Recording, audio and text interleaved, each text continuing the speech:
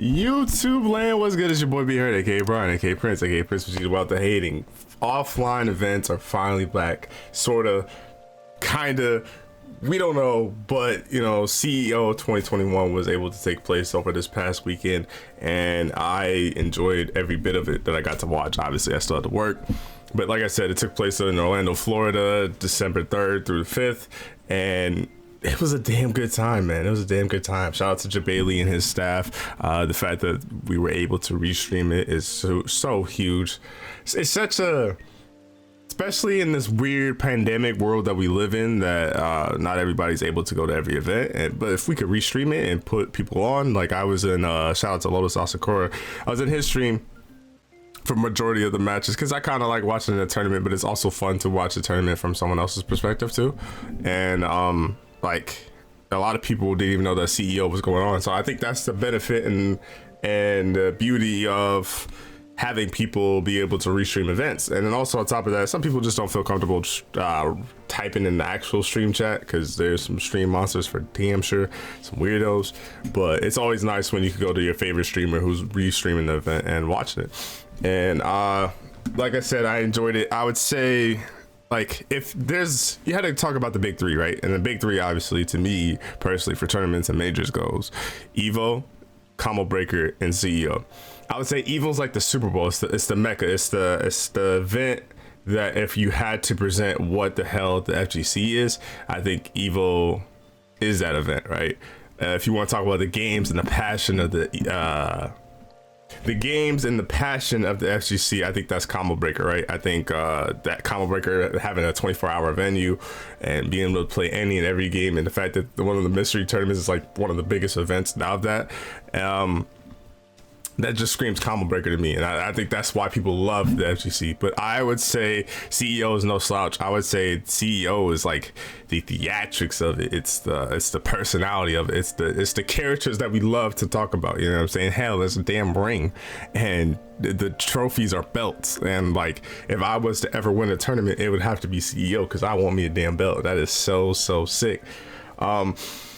Like I said, it's the first offline major, you know what I'm saying? Not to give, not take any credit away from like NEC. I think Biggie held some events, and I think KIT was held as well. So I don't want to discredit those events by saying that those majors didn't take, those didn't take place, but I don't think they're majors. I think CEO is the first major we've gotten since the pandemic and the outbreak and things like that.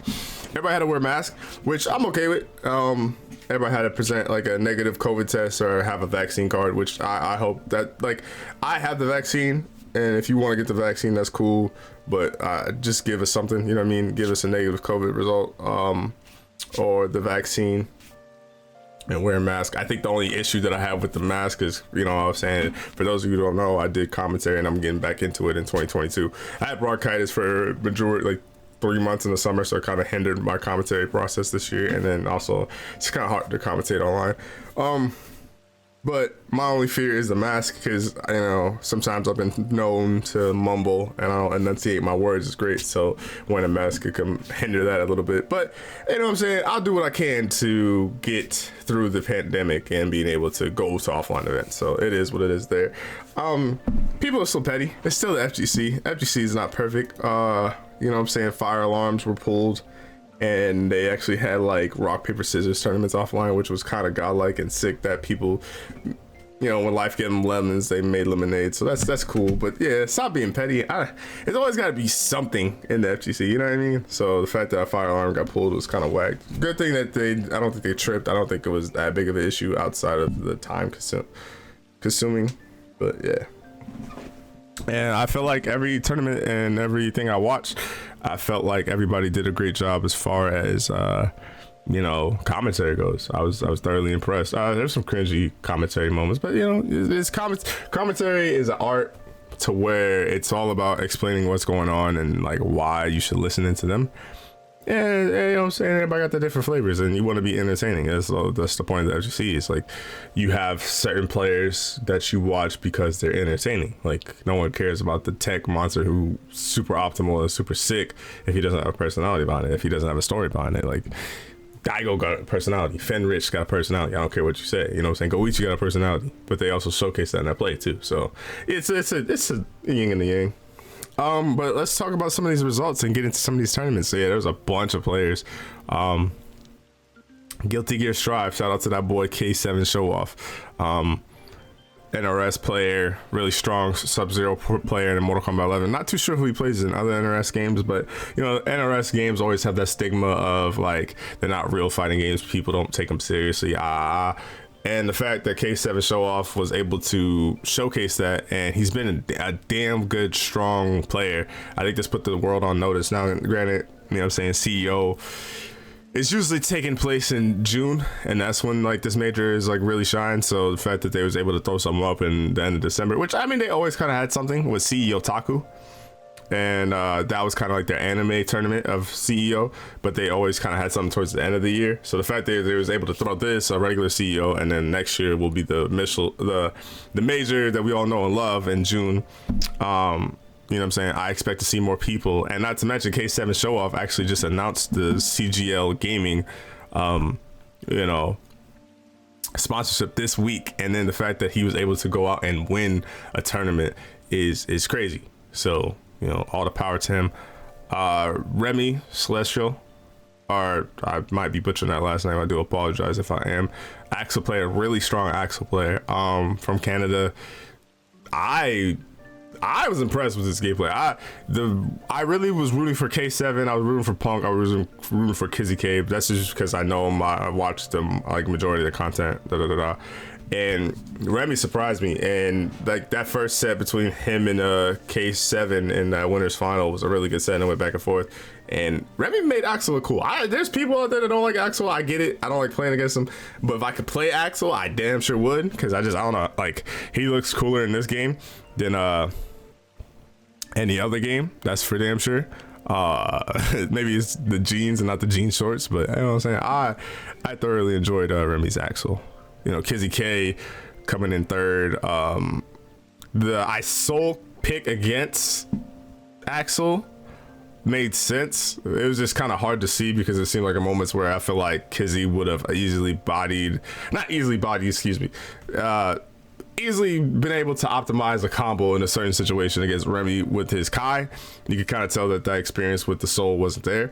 And then again, it was offline, so it could have been nerves, could have been anything really. Kizzy's an extraordinary player, so I don't want to say that his soul wasn't ready, but it was one of those like kind of picks where you're like, huh, interesting.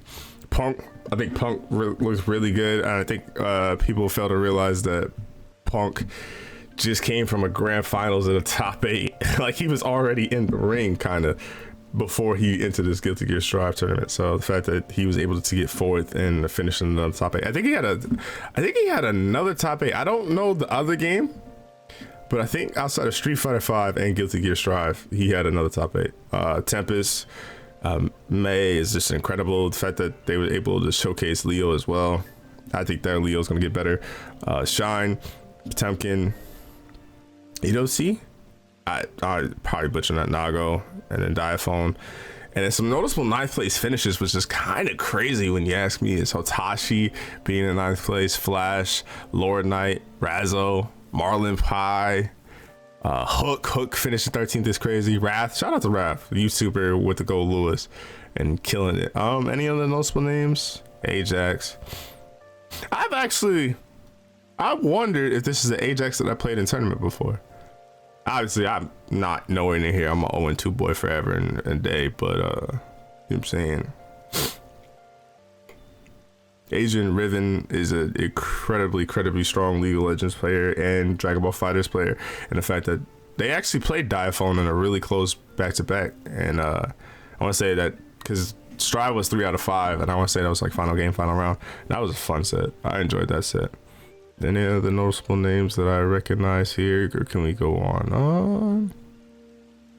Let's go on. Smash, Cola won. I did see that match. I didn't watch any of the others though. I can't really speak on Smash. I don't watch it like that. Street Fighter 5. Mono is a player that's a Fang player, Fang specialist.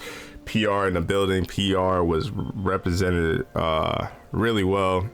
and I think they even got represented it in Mortal Kombat 11, which is it's good to see. It's good to see variety. You know what I'm saying? It's always like U.S. kind of East Coast, West Coast dominates that centric as far as like the U.S. is concerned. Then you have Japan. Then you have like Europe, but you don't really see the individual countries being able to showcase what they're able to do. So shout out to Puerto Rico for that. And then Punk, I want to say Punk outside of, I'm not too sure when he played Cammy, but I know he played Karen in losers finals and then finals.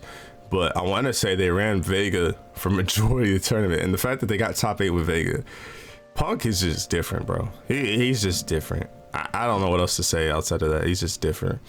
Nephew finishing third. Nephew's always going to be a strong competitor, especially with that Colleen. Chris Tatarian, good for him getting fourth. I didn't know he was sponsored, so shout out to Chris. Joe Rogan. Oh, I don't know how to say that first part. I'm sorry. You know what I'm saying? That's one thing I got to learn when I get better in my commentary bag is being able to say names, and enunciation is very hard. But Joe Rogan with the Kuma, you know, Chris G still doing the damn thing with Akira. Okay, nice. Dr. African, shouts out to him. Very strong and content creator, and the fact that he got top 8 is very nice. Nigel, I don't know who that is, but shout out to them as well. Magnegro, okay, shout out. Okay, all right, local boys. Shine, great player as well. Kaba was there, really. Okay. Mandrake. Smug got 13th. That's interesting. That's crazy. I didn't get a chance to watch too much Street Fighter, but yeah. Who else? Noticeable names. Kami got okay. Squall, okay. And Ajax playing Street Fighter as well. Okay. Just going over the results here, just seeing what I see. Commented on what I comment.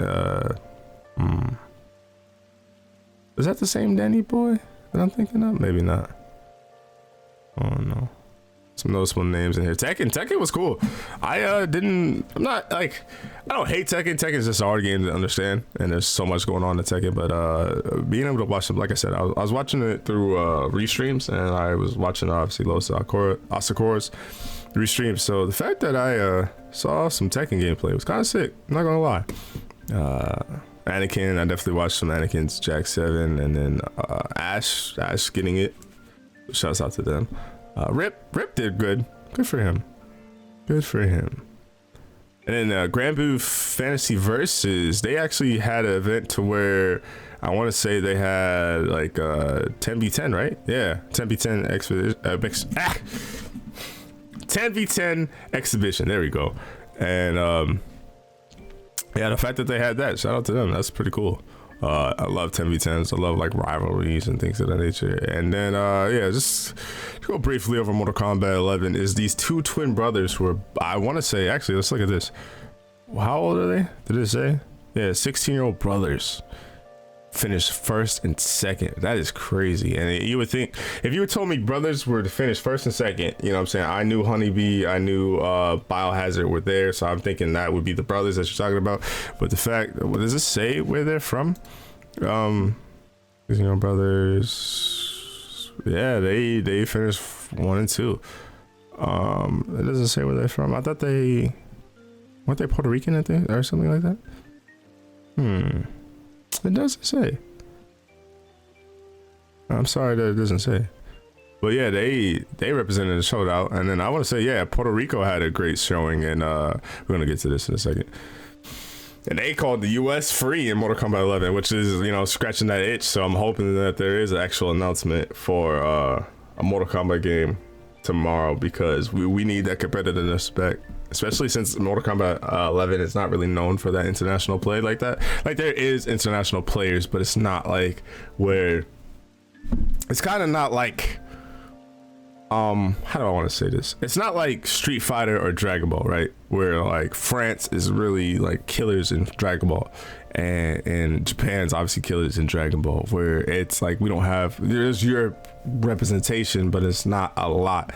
It's more US than anything, right? In Mortal Kombat, because Mortal Kombat is just it's not a massive appealing game to the competitive scene. And the fact that people are calling US free in Mortal Kombat 11 is kind of a good sign, because that means people are still caring, as people are still competitive. Just to go on and drop Scorpion Prox. played a bunch of characters. How the hell you got Scorpion and you only play Scorpion? That's crazy. I mean, you kind of ass, but whatever. Nicholas, El Kukui. Hopefully I'm pronouncing that right. Pop Tart, King Gambler. King Gambler is the only name that I really recognize, and then obviously Denzel Terry. Unjust. Okay, shout out to Unjust. King. No, it wasn't King Gambler. Who was playing Cetrion?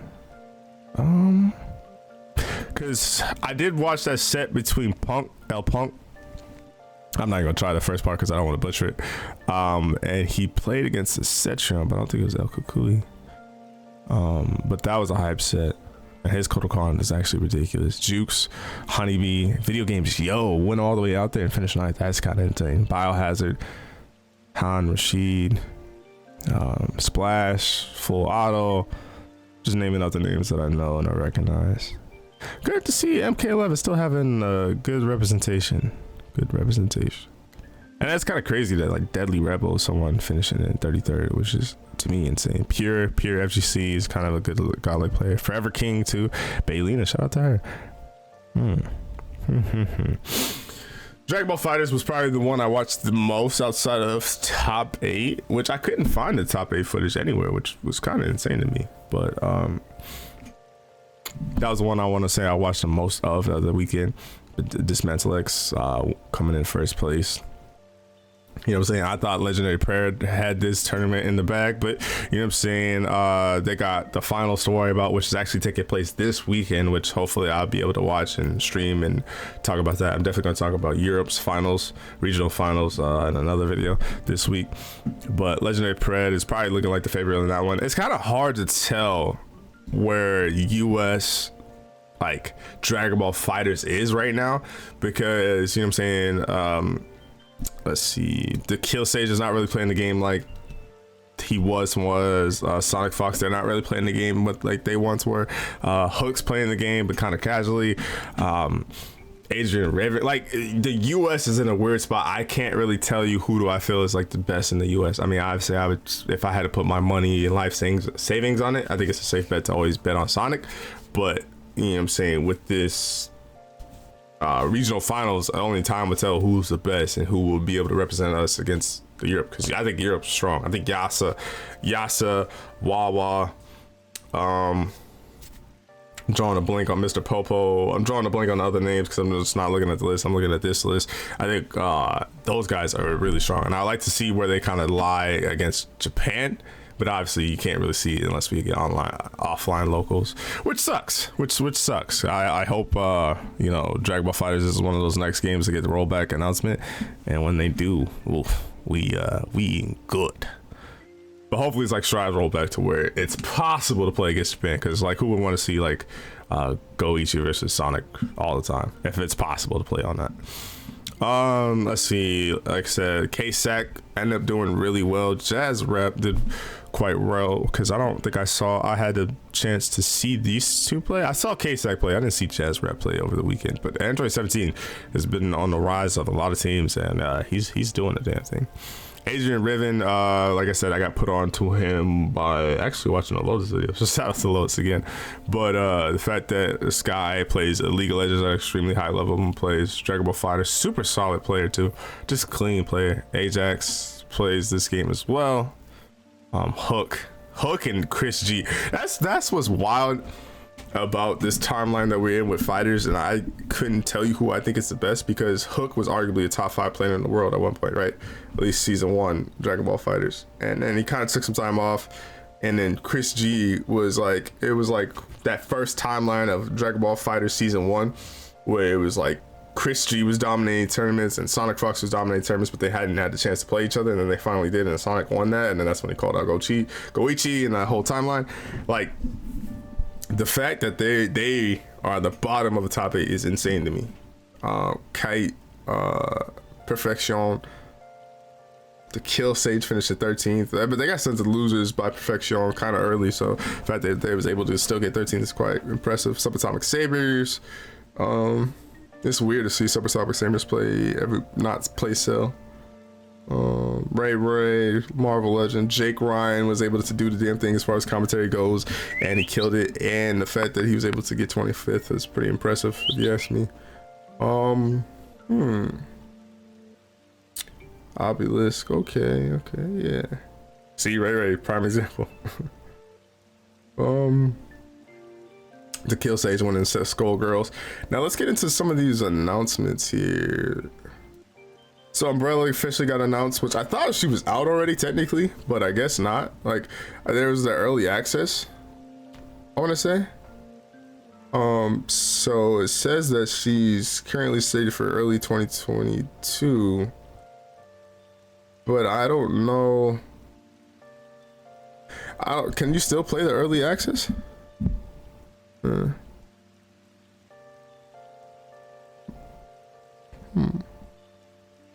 But shit, I like the design. I didn't get a chance to play her, so I don't know if she's fun or not. Hopefully she is.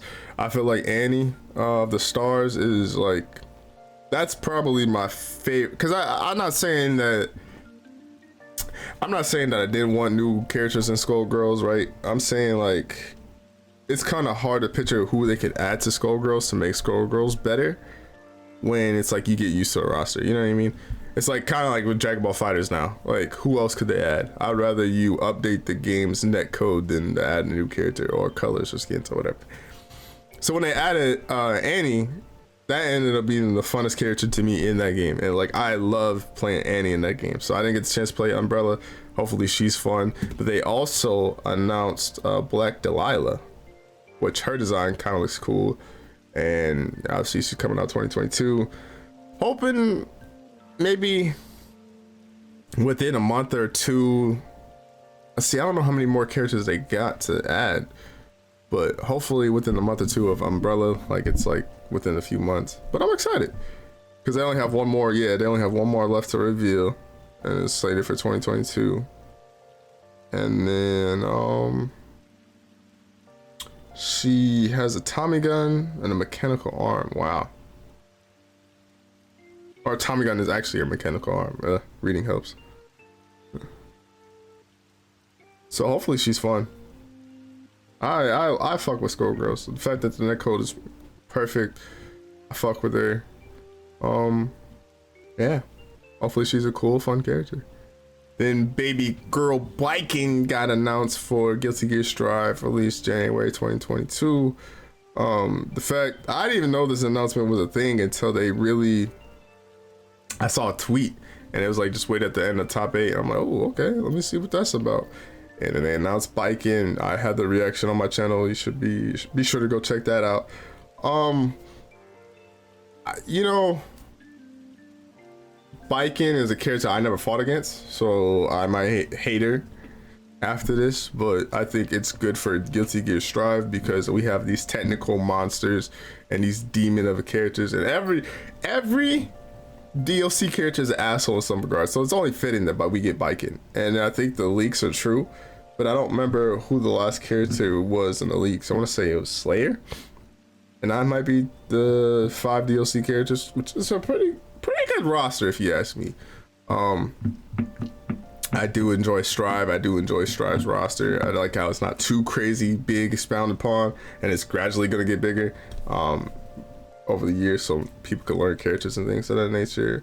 Yeah, I'm excited for Biking. As someone that never really played against her, never really seen her as a character, I'm excited for her. And then the last announcement that was kind of big was Blazblue Crosstag and Blazblue Central Friction got rollback netcode announcements, which is kind of crazy, and people have been going ham. And I want to say that this is the most players have ever played Blazblue, that rivals like Street Fighter and Guilty Gear. I think I saw another article in Event Hubs, and that's great to see. It's Blazblue Crosstag was something I was interested in. I've only really liked the Ruby's characters at the time, but I think I played Eunice now. I think I played the other one, and now Blazblue is really the only other game that I hadn't played in that series that I didn't have no ties to the character. So I might get the Blazblue game, the CF one, because I think it's like $2 on Steam right now. And the fact that it's getting rollback netcode is just a great sign. And like, I'm okay with this. If anything, if you release classics and games that people care about, I feel like this is what happens. And like it's almost like if you build it, they will come type stuff. And this is a great sign, and this is what people want, and this is what people deserve. And I'm happy to see it. I'm happy that we're finally getting it. And there hasn't really been complaints about the rollback netcode. And Blazblue is a game that's kind of a harder game to play for people. But that's okay, because it has rollback netcode, so it's possible. And since there's a whole influx of players playing it now, you know what I'm saying, you can learn the game as you go now.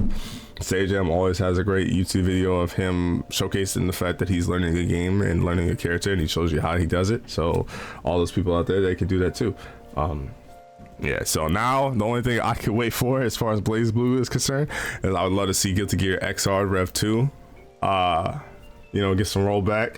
I would love to see Dragon Ball Fighters, but I'm biased. I think Dragon Ball Fighters, that's the only thing that's missing. I feel like I could wait on a Dragon Ball Fighters 2 as long as we get some rollback netcode, because it just feels like, you know, they're doing it, they're listening, they're willing to work with the people who's willing to put it in the rollback. So it's not like they're doing it alone. I think we just need the rollback. So put the rollback in, please, and thank you. Yeah, man, I just I love fighting games, man. I'm just so glad that they're back in some sort of capacity. And offline just hits different. It's just so cool to watch tournaments, and it's so cool to see these stories being played out. The ring entrances, the entrances were great this year. You know, the hype man was good. Jebailey, I feel like, did a great job. You know what I'm saying? And Jebailey, I want to say, came off a car crash. Not like obviously before the event, but like within this year, and towards Achilles. Like Jebailey went through a lot this pandemic and still was able to throw off a major in front of for everybody. Is just so cool, and it's one of those you love to see it moments. You know what I mean? Like you just love what the FGC is and what it's about, and I'm excited. Like I want to go to Frosty Faustings, Combo Breaker, Evo, and CEO next year, and I'm gonna do everything in my power to make sure that I make that happen. Maybe a final round depending on how my financial situation is looking, but yeah, man, I think CEO is a W tournament. I think fans got a great bargain, and yeah, that was great. That was hype. You can't blame, you can't complain at all. Yeah. So let me know your thoughts on CEO 2021. Hopefully I didn't butcher nobody's name too bad. It's kind of hard when you just do a straight raw, no condom commentary. But yeah, I used to do this a lot. And the funny thing about doing this now is I used to do it off my Mac laptop that I still got over there. And I used to just do it off the face cam recorder thing, photo booth, no background. Had to take notes, and all the things that I talked about and discussed would have been so, like, I would have had pages full of notes, you know what I'm saying? And now I have the luxury of having this PC. I don't know why the gameplay is blurry, so I apologize for that. But I have the luxury of having this PC so I can look up the articles, read the articles, and kind of react and have a cam. And you love to see it, man. You love to see it. This was one of my favorite things to do, was cover tournaments, and I covered majors, but I used to only cover tournaments that was in the CPT schedule. Now with the CPT, the Capcom Pro Tour finals in February of 2022, you know, they usually started in March. So I don't know. I'm gonna try to cover tournaments in a way, especially with, like I said, I want to go to at least 4 or 5 tournaments this next year, depending on like if I could get commentary gigs and jobs and opportunities like that, and then if I could also get just be able to go to them. So, you know what I'm saying, you're damn sure gonna get some vlogs, you're damn sure gonna get just more tournament content, because I love it, man. I love it. I just want to get better so I actually really enjoy the tournaments and stuff like that. But yeah, man, let me know your thoughts down below.